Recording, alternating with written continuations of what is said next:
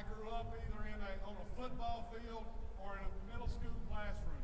I have seen day after day, hour after hour, how they continue to work long into the evenings preparing lesson plans, how they literally and honestly cared about their students by things of taking them home at Thanksgiving because they didn't know if those folks had Thanksgiving dinner at their house.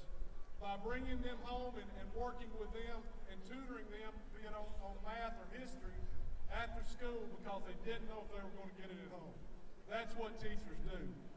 I've been out of my parents' house for the past 17 years, but my favorite teacher, who is with me here today, my wife, is no different than any of you out there.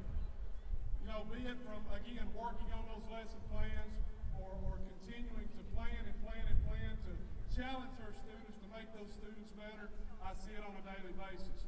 Most recently, during the snowstorms that we had, and our schools were closed for 3 or 4 or 5 days, a week or more at a time.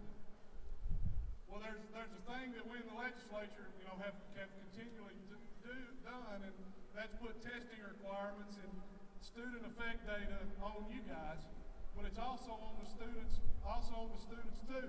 She didn't take that week off. She got on a little program called Facebook, and she taught our AP Stats class while we were out of school. She didn't do that because she got paid for it. She did it because the students depended on her to achieve and succeed, not just in that class, but moving forward throughout life.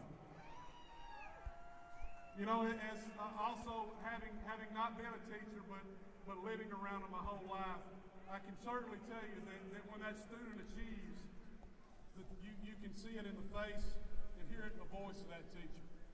That teacher, when that light bulb finally comes on for that student, and all of a sudden they get it. And all of you out there have seen it. It happens to you on a daily basis. That's probably the most gratifying experience that anyone could ever have, be it in politics, be it in the workplace, wherever it is. It's got to be the most gratifying experience that you can have. But also some of the worst experiences that you can have is because I know that you feel on a daily basis the sorrow, the trouble that a child also feels, be it in the classroom because they don't get it, or be it at home because they're not getting it there either.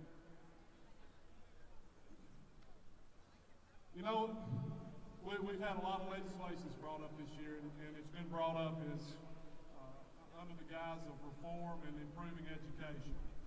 This legislation's brought an ugly tone to this legislature. I've only been here 2 years, but I can promise you it's a much more partisan, much more toxic situation than it has ever been since I've been here. This legislation that's been brought up, folks, my honest opinion is that it's much more about revenge than it is about reform. It's much more about payback than it is about progress. And unfortunately, folks, I have to tell you, I honestly believe it's much more about the cash than it is about the kids. This legislation that has been brought out is making enemies of our teachers. Our teachers are not our enemies. We showed that last year when we moved towards a Race to the Top program and we brought teachers to the table. Not only did we bring them to the table, they asked to be there because they said, you know what, we can help. We want to make education better in Tennessee. And folks, you know what, if we want to make education better in Tennessee, let me tell you what we need to do. The decision makers who work behind me had better start listening to the difference makers who are out in front of me and will improve education in Tennessee.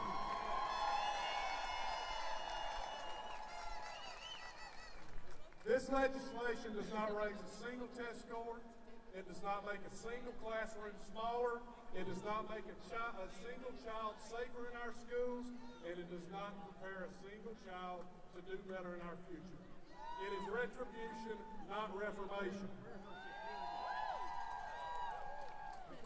Now, I have to say, this week unfortunately this week, there was a tornado went through my home county of Franklin County. And I was down there touring the damage with Governor Haslett. Was able to spend 2 or 3 hours with him, and of course education education discussions came up.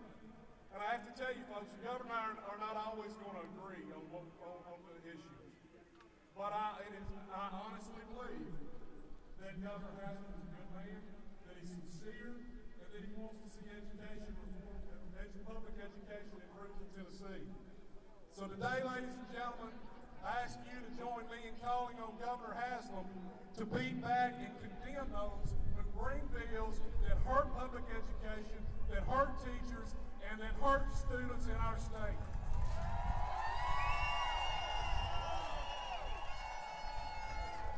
We can move forward. We will succeed. Keep standing up. Keep speaking out.